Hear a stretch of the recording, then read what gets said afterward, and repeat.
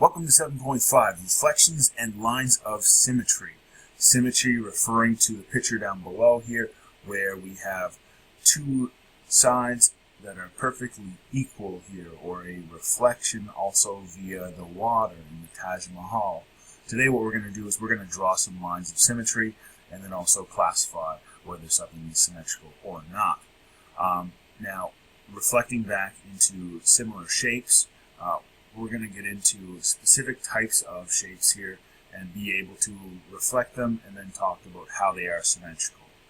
First off, let's talk about how lines of symmetry, we see them in everyday life.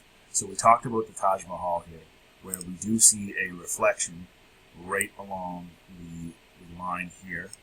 Okay, so we have the Taj Mahal, then we have the reflection, of course, being the mirror image of, both of which are symmetrical because on the top half of one here we have the top drawing, and then down below here we also have the exact same thing, okay, both of which would be symmetrical because it's the exact same on either side. Now let's just take a look at some flags, for example, and also I picked up a couple of logos of hockey teams, see where we can make these symmetrical. So if you want to pause the video and let's maybe cut lines to maybe make some of these flags and some of these hockey teams logos perfectly symmetrical. If you want to pause that, go ahead and do so now. Now that we're back and we're able to take a look, we could say, okay, well, the Chinese flag, is that symmetrical? No, because we have this up here in the top left-hand corner. We can't really make that symmetrical at all. El Salvador, though, we can definitely make that symmetrical. We can cut this in half right here. Or what we could do another way is we could also cut it in half this way. Okay, right down the center here. Likewise with France, we would have to go across right here because we have the blue, white, and the red. So if we were going to do that, we would have to cut this in half. Great Britain, or United Kingdom, we can do across here or across, and that would be that one. Italy is the exact same as France. United States does not work. Iceland does work here. We'd have to cross it like this, so that way we do have that symmetrical blue, blue, red line, the red down below, and then blue and blue. Panama, does that really work? Not really, no, because of different colors. Japan, that works perfectly. Sweden, we can go horizontal across. Russia, straight up and down. Mexico doesn't work because this logo is not the exact same. Canada, we work perfectly across.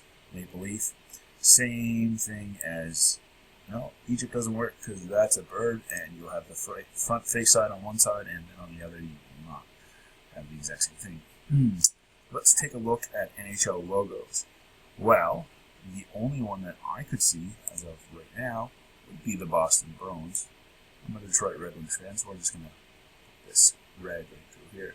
And we can kind of see if I cut the middle of the B across, we'll have the top half and the bottom half. That would be, I think, the only one of these I can actually make symmetrical. Oh, no, we got one right here. Florida Panthers. Okay, so we have that one. Atlanta Falcons doesn't work. Wild doesn't work. Carolina doesn't work. Rangers, it's in good shape, but the text wouldn't be the same. But if there was no text, you could definitely cut it down. But we also have red and white, so that doesn't work. Islanders, no. None of these. None of those. Yeah, so that's it. You can see a lot of these shapes in the real world. So we have an example of a kiwi with respect to different types of animals. So we notice the butterfly, the lobster, the crab. These are called vertebrates, things with a backbone, zebra. So even our humans, right? So if we have a vertebrate, we have a backbone.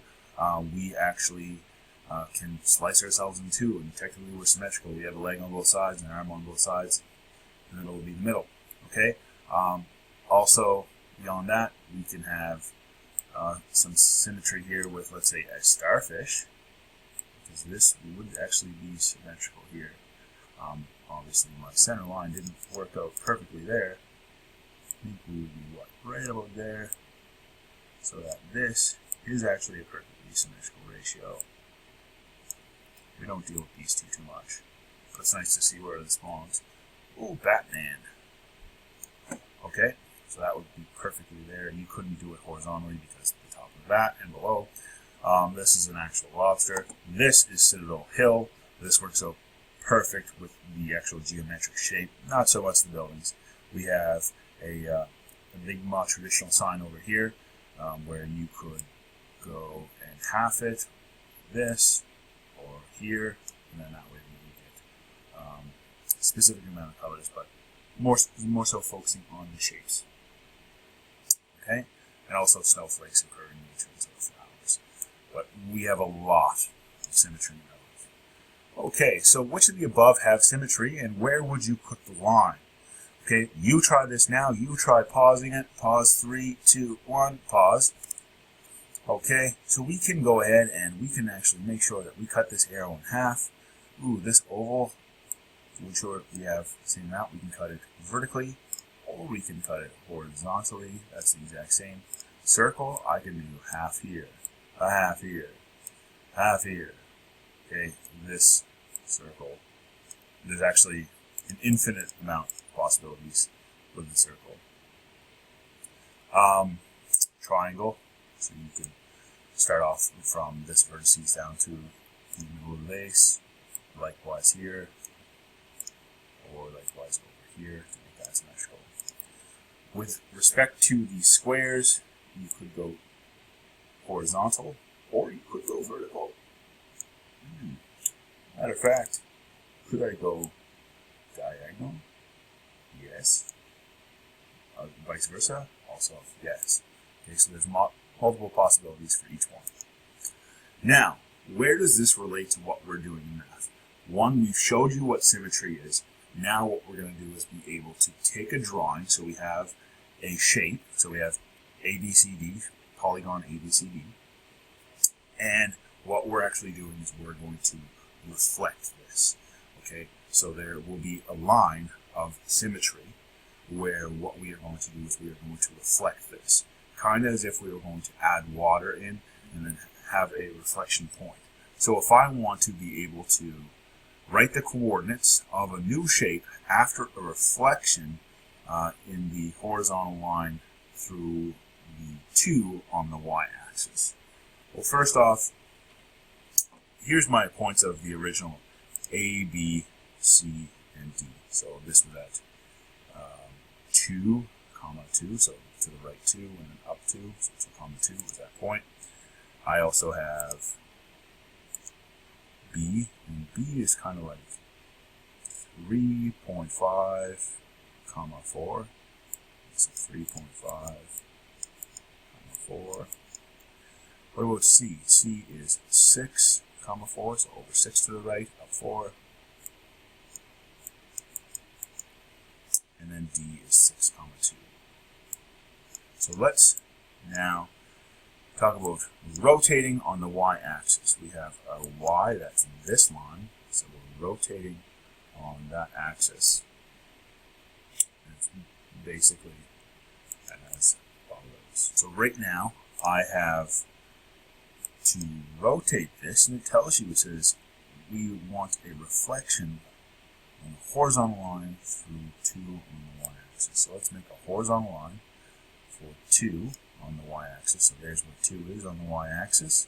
So it tells me at the height of 2, we are going to go ahead and reflect this. Now obviously if I take a look at my piece of paper, we're going to reflect this down below.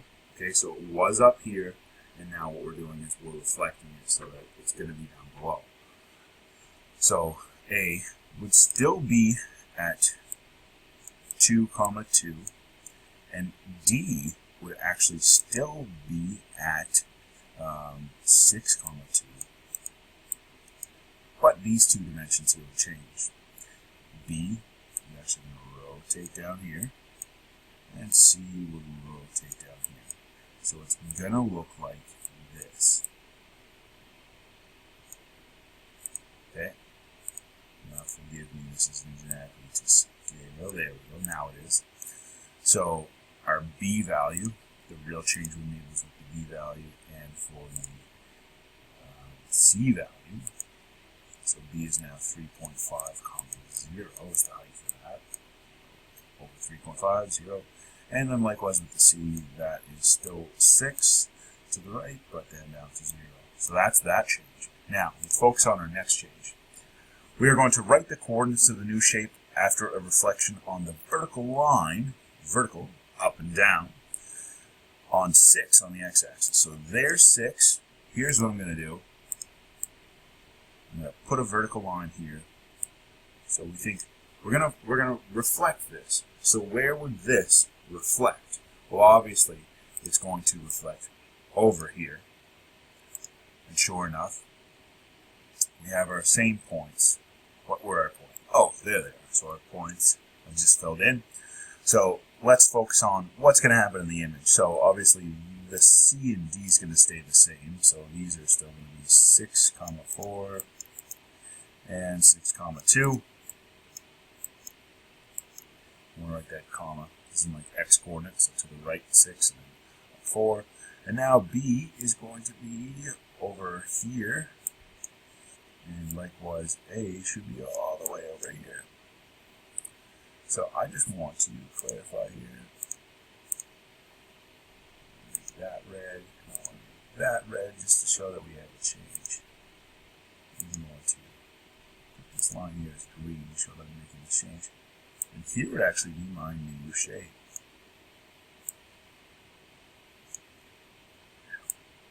Okay, there we go. So, and I overestimated a little bit on B. You'll see what I mean. So there's our new B. So now, what do we have for the new change in A? So A was at 2, 2. Now it's at 10, 2. And then B would be at 8.5, 4. Okay, so what we did today was we went out, we defined what symmetry is, and then we related it to changing shapes. Okay, so reflecting shapes using a line of symmetry. Okay, so we have specifically focusing on a reflection, the change in that shape on a certain line of symmetry. So relating back to where did these things change? So relating back to all of the points or the lines of symmetry. Okay, so taking our shapes and flipping them. So that will be 7.5.